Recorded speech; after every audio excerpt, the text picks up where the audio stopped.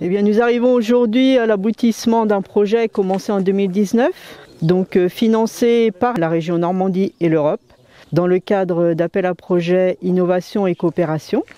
Donc, le projet a consisté à co-construire un outil ouvre-paillage pour des maraîchers qui travaillent en sol vivant, qui doivent donc semer dans un paillage épais, de paille ou de fumier. Donc il y avait vraiment besoin d'un outil pour ouvrir le paillage avant de passer le semoir. Les deux partenaires principaux du projet sont les chambres d'agriculture de Normandie et le lycée agricole de Coutances. Et puis nous avons fait appel à l'expertise de la MSA Porte-Normande par son ergonome Maud Lescure et à l'expertise du réseau MSV Normandie par l'intermédiaire notamment des maraîchers qui ont testé et amélioré l'outil. Donc la machine est composée d'un bâti avec des grandes roues sur les côtés dont on peut régler l'espacement. Il y a toute une partie qui est indépendante, qui se compose d'une aiguille ici, qui va permettre de soulever la paille. Et il y a un rotor qui tourne avec des disques qui vont trancher le mulch. Et puis déjà commencer à faire une petite séparation sur le côté. Donc en fait là c'est surtout l'objectif je dirais de créer une ouverture et ensuite la trancher et elle va être tassée sur les bords avec deux autres disques qui sont derrière et qui sont réglables en inclinaison.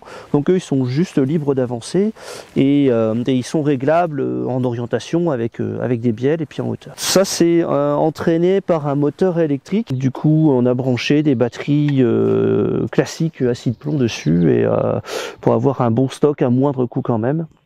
Et puis derrière il y a un brancard qui est réglable en hauteur. Donc l'outil qui a été développé par Antoine, il est assez intéressant sur tout ce qui est paillage peu épais. Avec des paillages peu épais, il arrive vraiment bien à écarter la paille, à trancher si la paille est un peu longue. On a vu aussi dans des résidus de couverts végétaux, si les pailles sont longues, ça vient vraiment trancher le couvert végétal et ensuite écarter la paille. Et ça donne des bons résultats sur des faibles hauteurs de paillage.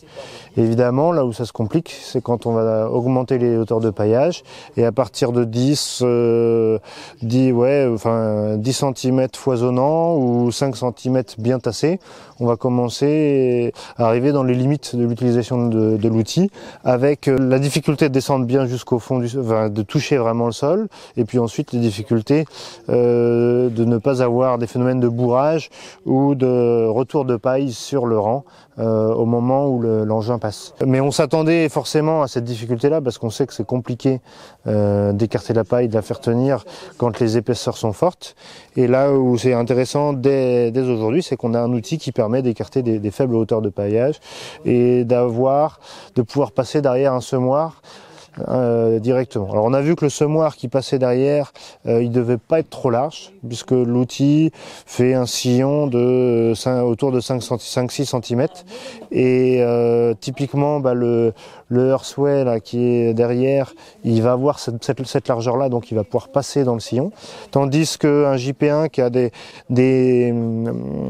une largeur de roue de plus 8, je sais pas, j'ai pas mesuré, mais c'est 8-9 cm, il va venir rouler un peu sur les bords des paillages qui vont pouvoir retomber ou qui vont pouvoir bourrer et qui vont du coup rendre vraiment compliqué l'opération de semis qu'on attend derrière. C'est assez intéressant parce que ça arrive à bien ouvrir le paillage. Nous on est sur un semoir Terradonis JP1 qui du coup va être un peu trop large pour l'ouverture du paillage. Mais ça ouvre la perspective comme du semis sous paille qui jusqu'à présent était inenvisageable techniquement quoi. Donc c'est pas mal. Et ça fait réfléchir aussi sur tout ce qui est plantation pour pré-ouvrir les sillons.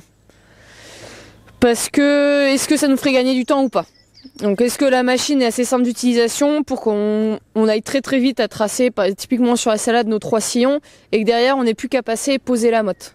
Parce que mine de rien, écarter la paille ça prend un peu de temps, donc après ça faut essayer et voir si ça sert ou pas. Enfin c'est un outil qu'aujourd'hui on n'a pas sur notre ferme en fait. Quelque chose qui ouvre des sillons, quelque chose qui travaille sur un sillon, on l'a pas. Donc ça pourrait être intéressant. Et comme c'est en plus c'est très léger, ça pourrait être utilisé par exemple au printemps. Où là on veut pas rentrer en tracteur, ça permet d'être aussi une alternative là-dessus. Les roues sont bien faites, on arrive relativement bien à manœuvrer. Par contre, c'est avancer dans la paille, il faut quand même pousser fort. Après, Antoine pensait à mettre une roue qui tracte. Et ça, oui. S'il y a ça, après, ce sera facile.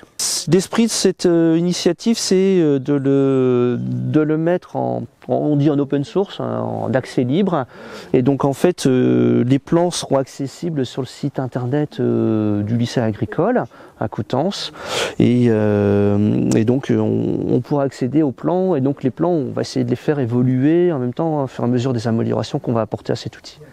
Alors c'est un budget qui va dépendre énormément des batteries. Le budget batterie, c'est ce qui est vraiment le plus impactant. Après, là, il y a un moteur électrique qui fait 500 à 750 watts. Mais là, il faut compter dans les 200 €. Ça va être un budget de l'ordre de 600 à 1000 €. Les prochaines améliorations, ça va être peut-être de réussir à plus écarter le paillage. C'est une hypothèse, mais il faut faire attention parce que qui dit plus ouvrir le paillage va dire plus de matière à travailler, plus de difficultés à pousser, des hauteurs plus importantes, des risques que ça retombe malgré tout derrière. Peut-être donc une mécanisation de l'avancement pour réduire la pénibilité de la poussée de l'outil. Donc mécaniser et puis motoriser, c'est ça que je veux dire, motoriser l'avancement de l'outil. Et puis ensuite, on rêve quand même d'un semoir à semi-direct, qui viendrait derrière cet outil-là déposer la graine dans le sol à 1 à 2 cm sans trop bouleverser le sol et avec une finesse de passage qui est compatible avec l'étroitesse du sillon de paille. On est déjà en lien avec la MSA pour se projeter dans cette mise en conformité. Donc au niveau projet, c'est forcément essayer d'améliorer son ergonomie, sa sécurité et puis sa fiabilité. Ça c'est un être en devenir, cet objet.